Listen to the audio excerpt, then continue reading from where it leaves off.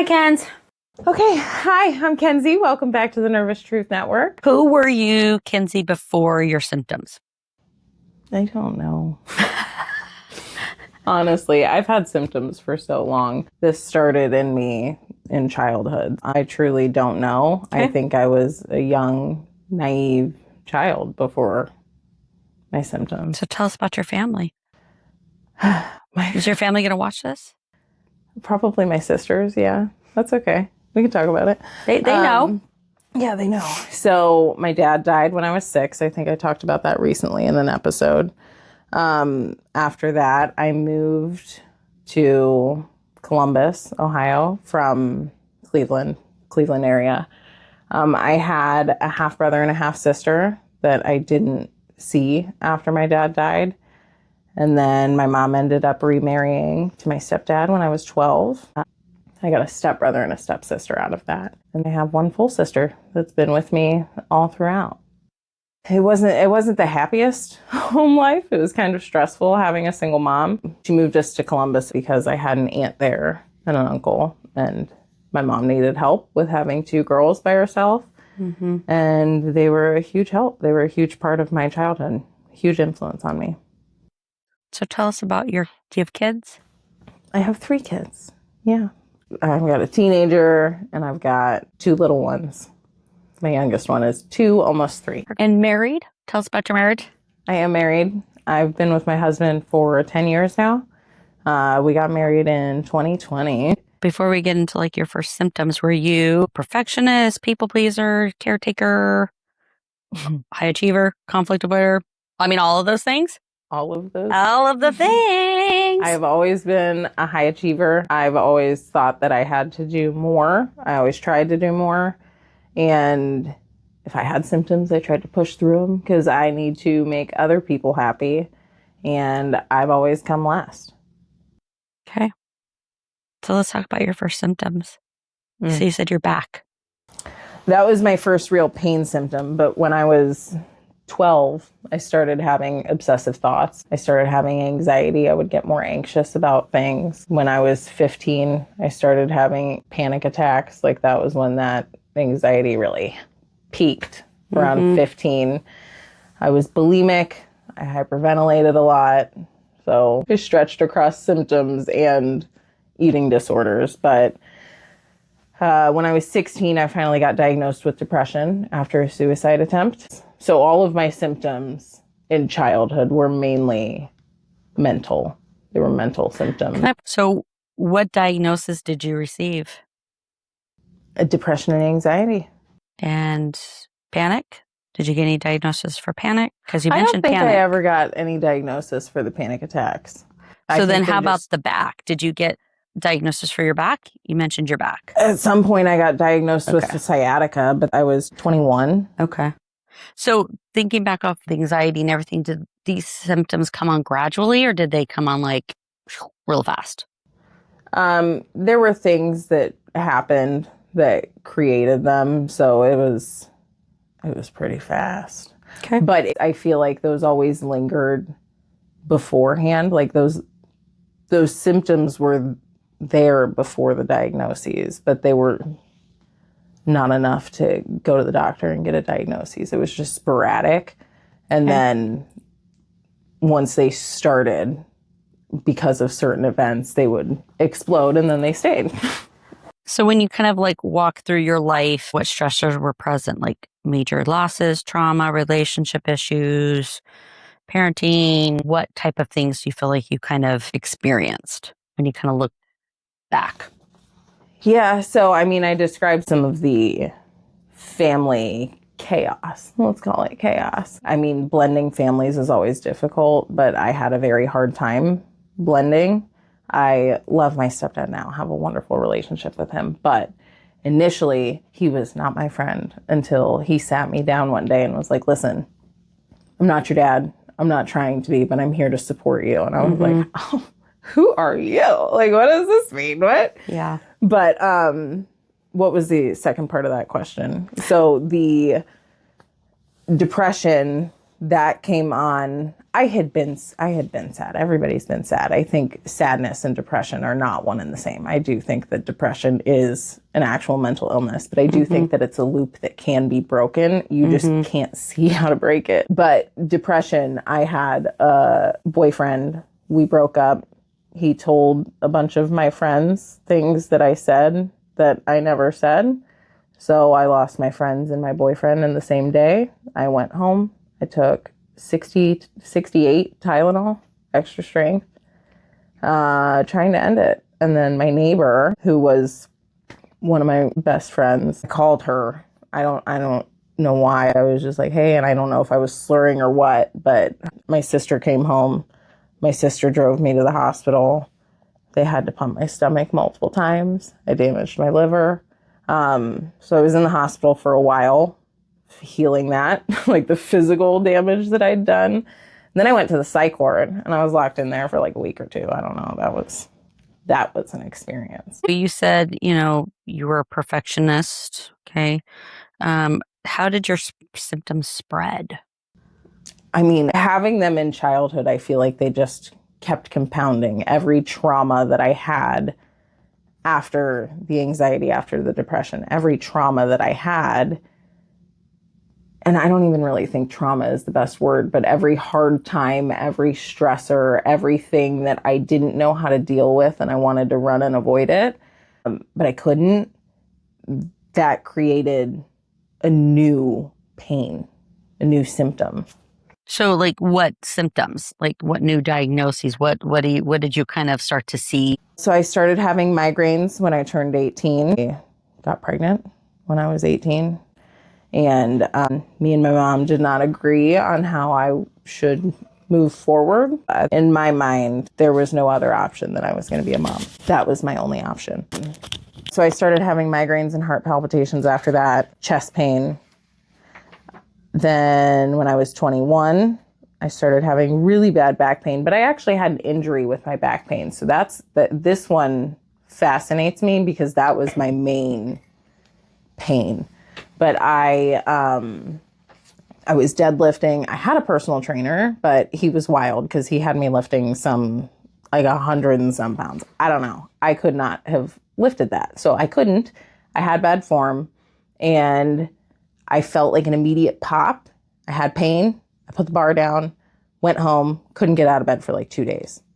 And then after that, it just kept going for 10 years. I had so much imaging.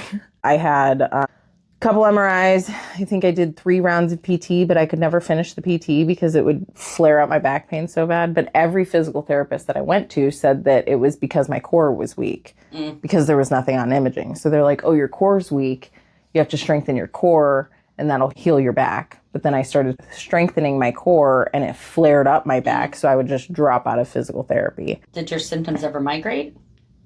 Yeah, that my back pain migrated to my foot after 5 years. And my foot was numb. It went down the back of my legs, but on my right leg, it would stop at the back of my knee. And on my left leg, it went all the way down to my foot. And I think it was 2 toes that were just numb all the time. That's weird. Mm-hmm.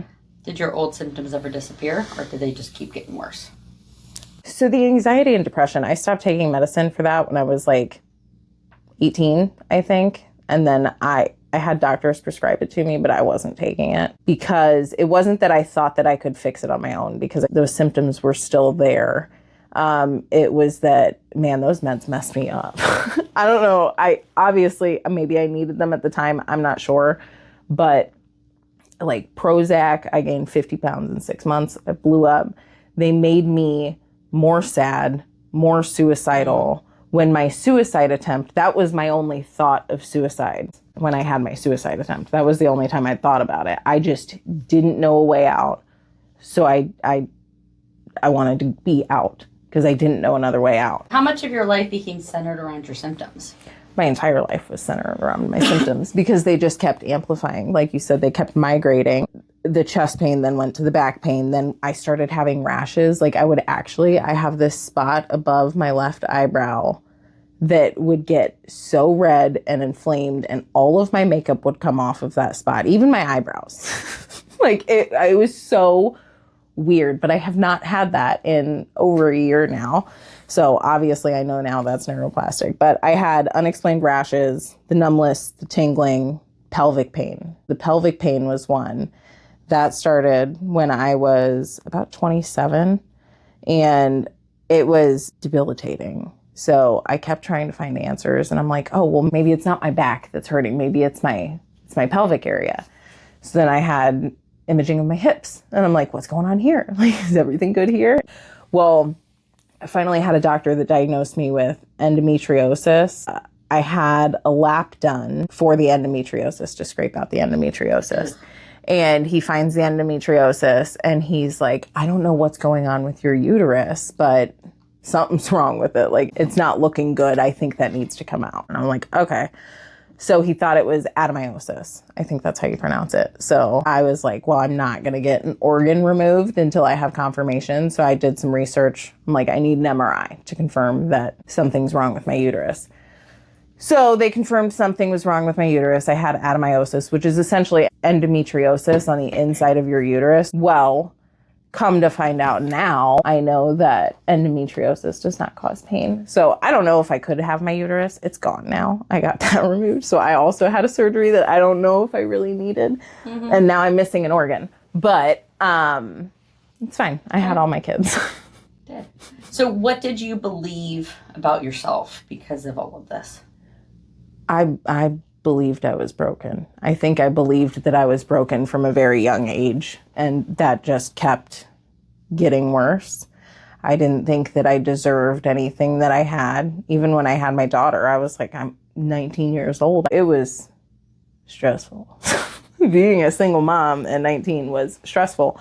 But it's, I thought that I deserved the stress. I thought that I deserved all the bad things that happened to me because I wasn't worthy of good. Mm-hmm. And I truly believed that. And so that's what I kept getting, because that's what I believed I deserved. What did doctors say to you? I had a lot of doctors tell me it was all in my head. I had a couple physical therapists that told me I just needed to keep doing the work because my core was so weak. And I'm like, man, I lift 5 days a week. What are you talking about? My core is weak. I'm working my core. And then I had a PCP that told me that my problem was anxiety and it wasn't back pain. And I'm like, okay. So he gave me anxiety medication just to shut me up and get me out the door. Then I switched from him, went to a different PCP. He gave me muscle relaxants. I took one singular one while I was working too. And within an hour, I was like, something is wrong. So I called my boss and I'm like, listen, I have to go to sleep. I don't have a choice. I took like a 7-hour nap, and my husband had to wake me up, and he's like, we're going to go on a walk. I don't know what you're doing. And I'm like, man, I don't know what that was. So I never took another muscle relaxer. I learned that that's not for me. I didn't want to be messed up. I just didn't want to hurt. That's it. I didn't want to be on pain pills. I didn't want to be on muscle relaxants. I just didn't want to hurt. And they're telling me there's no damage, but I still had the hurt. Like, the pain was still there, even if there wasn't damage. Did you ever think you'd recover? No, because there was nothing wrong. So I thought it would stay there forever. So it sounds like you lost hope. I had no hope. It was completely gone. So when did you first hear about neuroplastic pain?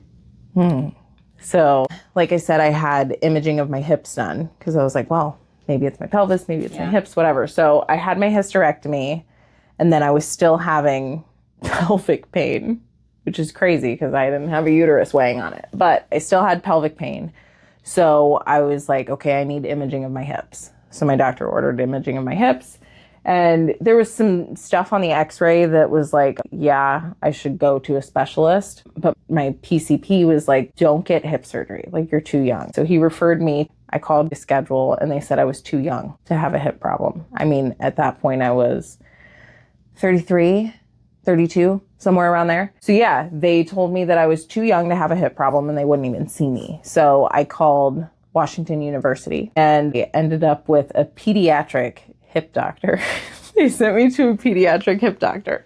But I went and saw him and he was like, listen, yeah, there is stuff on your imaging, but you've had 3 kids. Like, everything going on with your hips is normal for 3 kids.